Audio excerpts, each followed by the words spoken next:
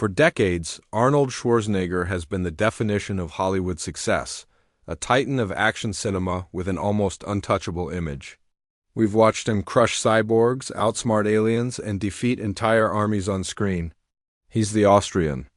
Oak, the Terminator, the last action hero, a man who built an empire on iron will and an even more impressive physique. His journey is the ultimate immigrant success story, a bodybuilding champion who became the world's biggest movie star, and then the governor of California. He projects an aura of cheerful invincibility, a guy who treats life's challenges with a wink and a smile. We've seen him on talk shows, laughing about his past, and in documentaries, framing every obstacle as just another stepping stone. The myth of Arnold is all about relentless positivity, but the most interesting battles weren't the ones we saw on screen.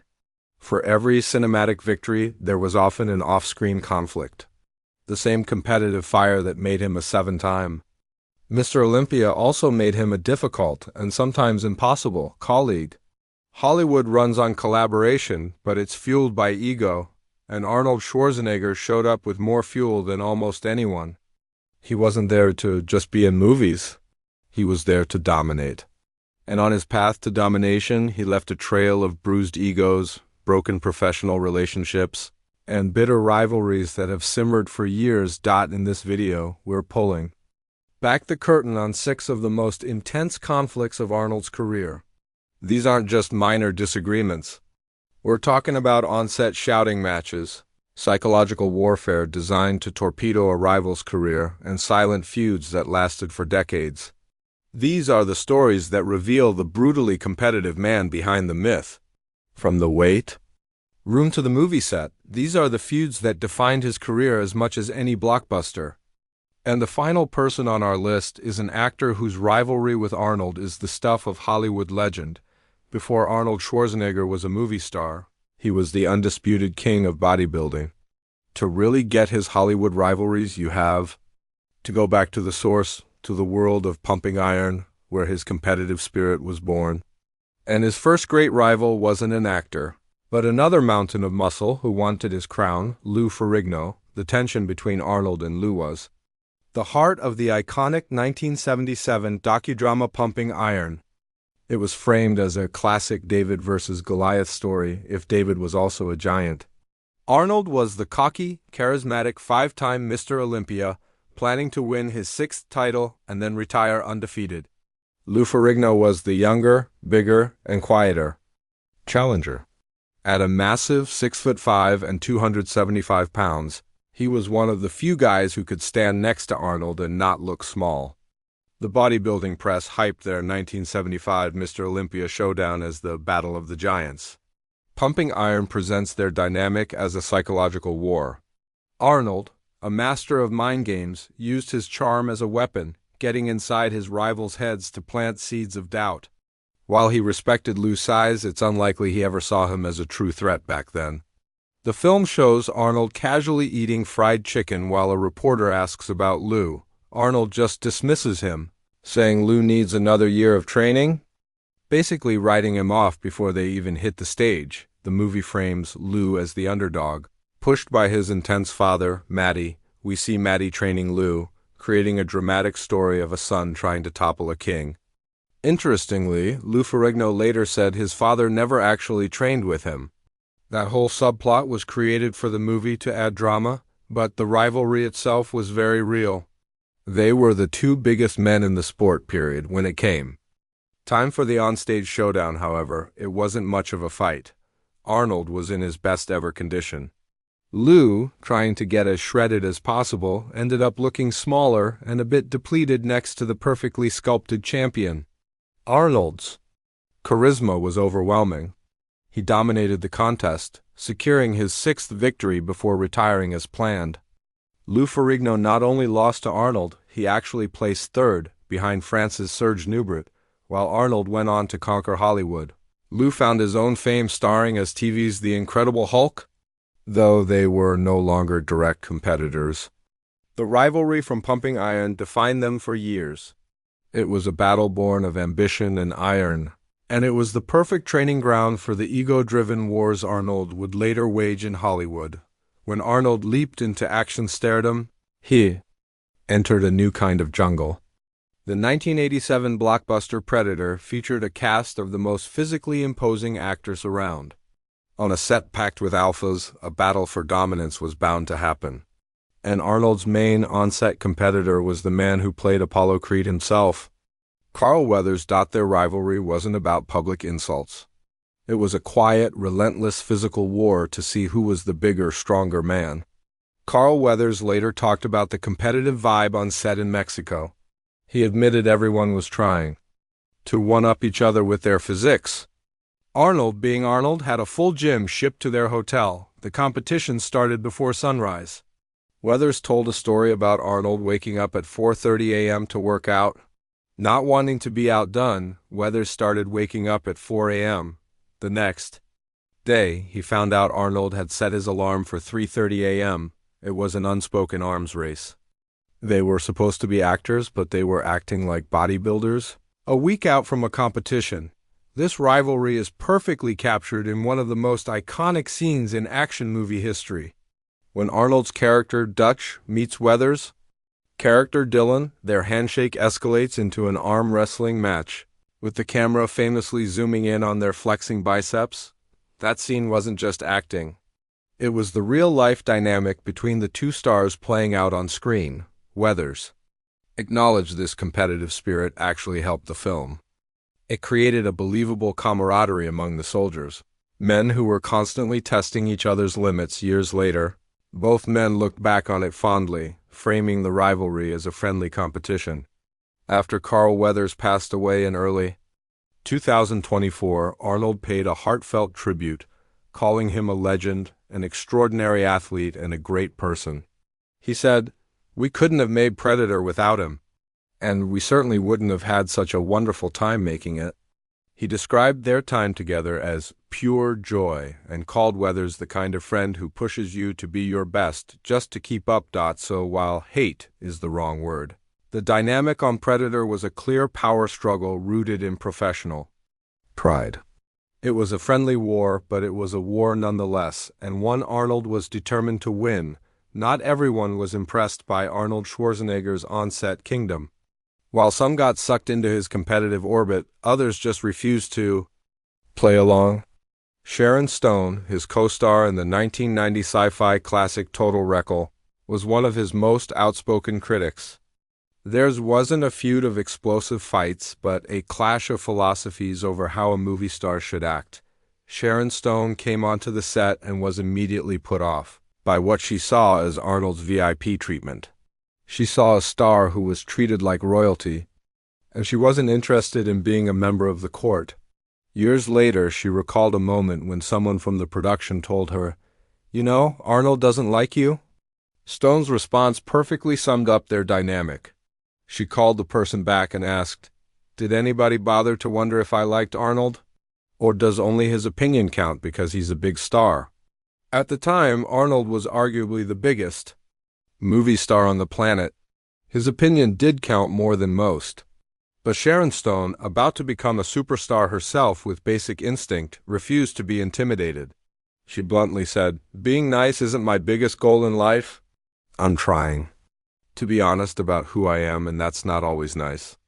She often used humor to puncture his larger-than-life persona.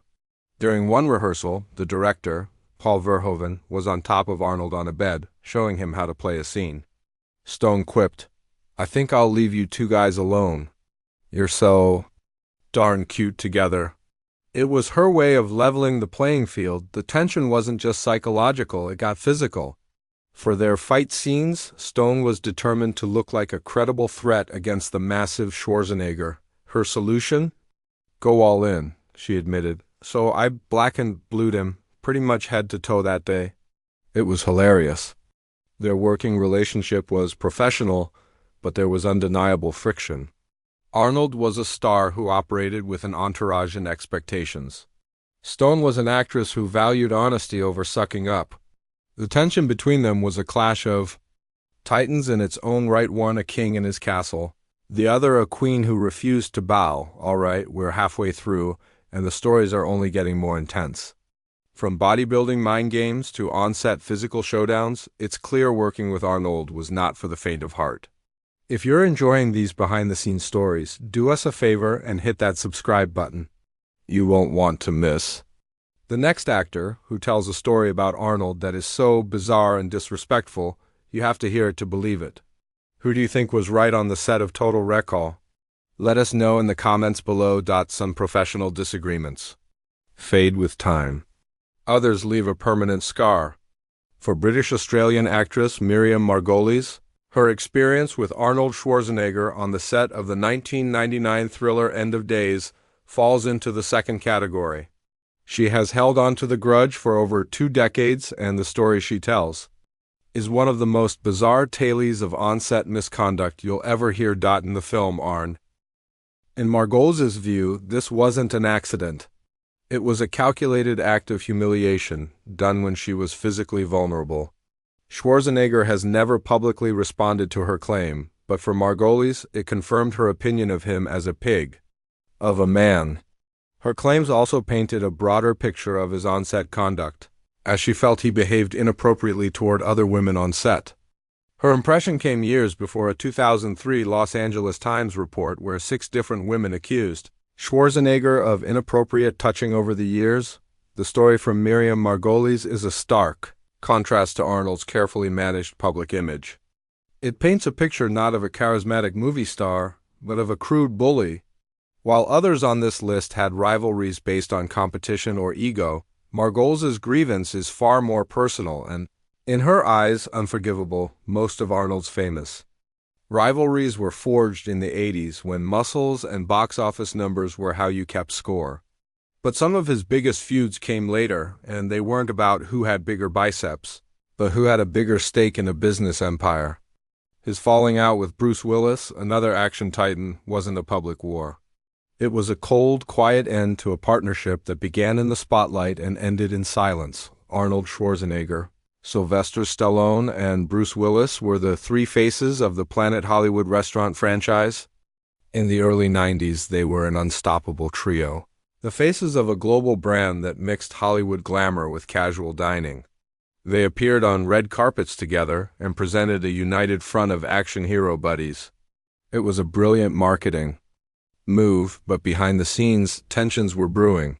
The issue, according to insiders, was a clash in personality and work ethic. Arnold was disciplined and mission-focused. He treated Planet Hollywood like a job that required professionalism. Bruce Willis, on the other hand, had a reputation for being more unpredictable. The feud wasn't a single explosion, but a gradual deep freeze. They were business partners, but they were never really friends like Arnold and Stallone would eventually become. Their interactions at Planet Hollywood events grew strained. A key sign of the rift was that Bruce Willis would often skip promotional events. While Arnold was almost always there, the silence became deafening. The 2 stars simply stopped appearing together. They never co-starred in a major movie again. The Expendables franchise, a reunion tour for 80s action stars, famously featured Arnold and Stallone, but Willis's involvement was short-lived, with reports of disputes over his salary leading to his departure. In a rare public comment, Arnold was asked if he missed working with Bruce.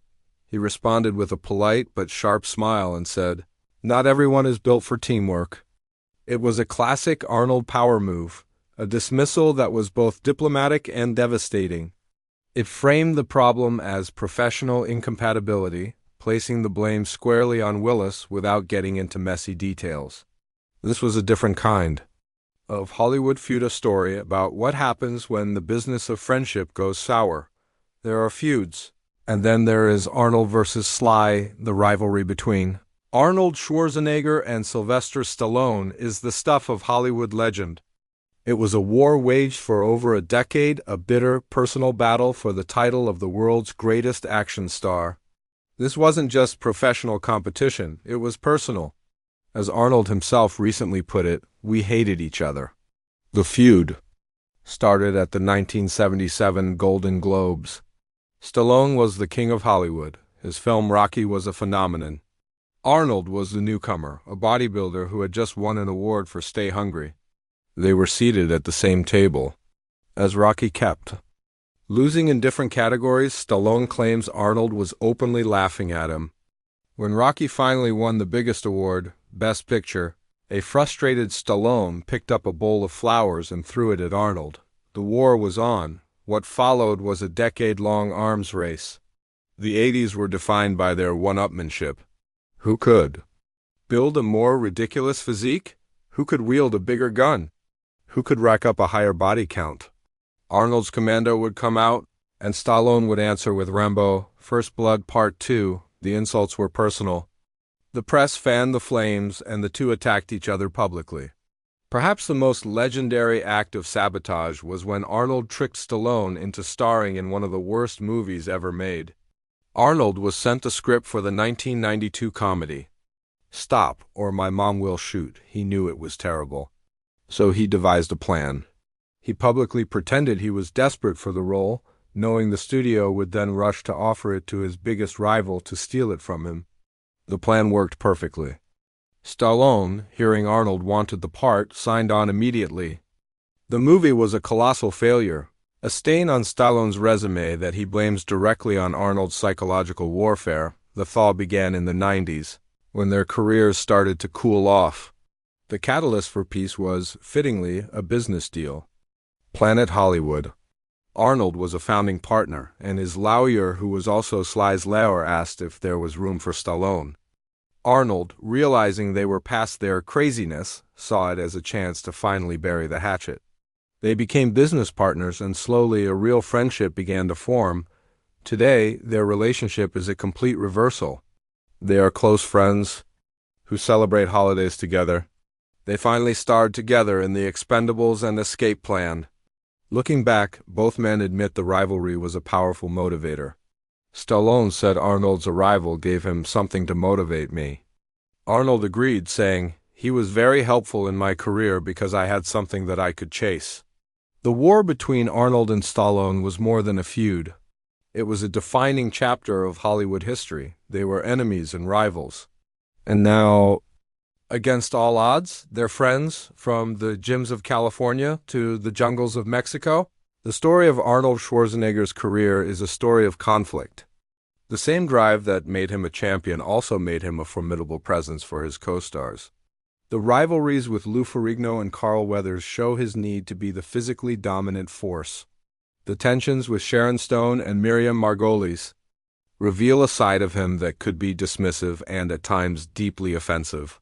The quiet end of his partnership with Bruce Willis shows a calculating businessman who prioritizes results over relationships. And then, of course, there is Stallone, the epic, career-defining war that pushed both men to iconic heights.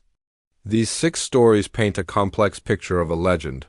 They show a man for whom competition was as natural as breathing. While many of these feuds have softened, they remain a crucial part of his legacy, a reminder that behind the smile and the one-liners was a warrior willing to do whatever it took to win. But what do you think? Which of these feuds surprised you the most? Do you think these rivalries fueled their success, or were they just a product of massive egos clashing? Let us know your take in the comments. And if you enjoyed this look behind the Hollywood curtain, make sure to like this video and subscribe for more. Thanks for watching.